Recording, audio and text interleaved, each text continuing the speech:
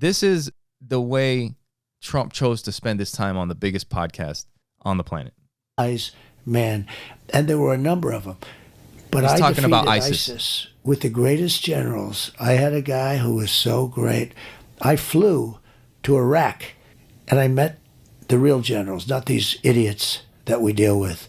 And we knocked out, I defeated 100% of the ISIS caliphate. They said it would take 5 years. I did it in a matter of literally a few weeks. And we hit them hard. And he said, so we're going to hit him here, we're going to hit him there, we're going to hit him here, there. Everywhere. And I said, this guy's great. I like this guy. I was told it would take 5 years. That's why I went. I said, how could it take 5 years? We have brand new fighters. We have the best planes, the best weapons, the best guns, the best bombs. How could it possibly take that long? And I flew and left at 3 o'clock in the morning. Nobody knew I was going. I got on Air Force One and we started flying. What does that have to do with fucking ISIS? And when we reached about half an hour away from Iraq, I thought we were talking about ISIS. The airport was, big airport. About a half an hour away, they said, sir, I'm sorry, you'll have to turn off all your lights. Why? We're getting close to our site, our land. I said, you mean we spent $8 trillion and we can't leave the lights? So think of this, 20 years, I thought we were $8 talking about trillion ISIS. and we can't leave the lights on in a plane. I said, that's okay, turn the lights on. I'm not going to fight turn this the one. lights This is because it's too dangerous? Yeah, too dangerous, because they see the light up in the air and they'll shoot at it, Turn the lights So I said, turn the lights off. Then they said, so we're going to also pull your shades if that's okay. I said, that's okay. The plane was pitch black, all the lights outside, the blinking, they go the blinking fucking lights, dude. They were all turned off. They had to turn all the lights off in case you guys didn't know. And these guys are specimens. I always say they're better looking than Tom Cruise.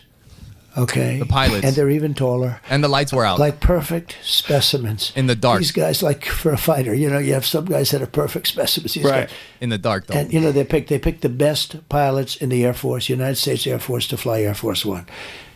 And in case you guys didn't know that. And I'm sitting, and I'm feeling my way up. It's up on because it was dark. So you go through the stairs, but I sort of knew my way up.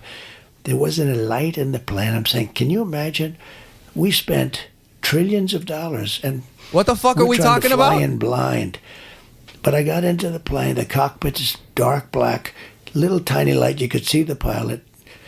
A perfect looking human. There was being. one light. The co-pilot. Everybody was light. perfect. They were all like movie stars. It's like I could have cast a movie with these guys and nobody would believe it because they were too good looking. What are we talking about? So I said, how are we doing, Captain? Sir, we'll be landing in 10 minutes. And I look outside.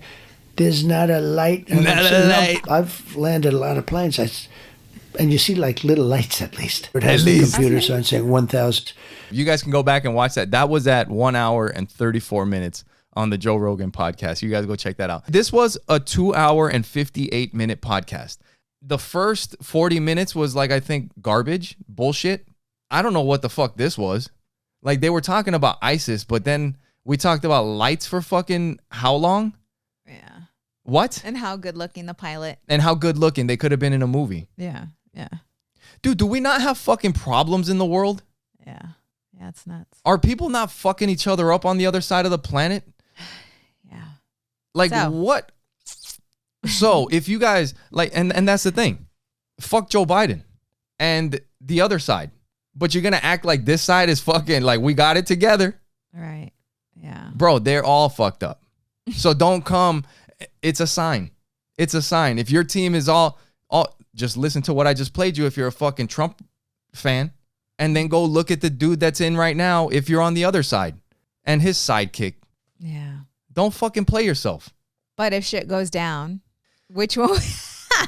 At least the crazy guy is down to fucking scrap with people, like, I mean, at the end of the day, sometimes, what is it? There's a saying about having a big stick, sometimes you fucking got to wave it around and back motherfuckers up and say, So with that, make sure you guys go to our website. You guys may not even get to listen to this one. We'll see what happens. God, I mean, babe. if they block Joe Rogan's, they're probably going to block this one too. Of So make sure you course. guys probably catch it on Facebook. Follow us on all of our social media at Opposite Pod. Go to our website, Opposite to Track Podcast. Share one of the other clips with somebody else. Miguel's always talking shit.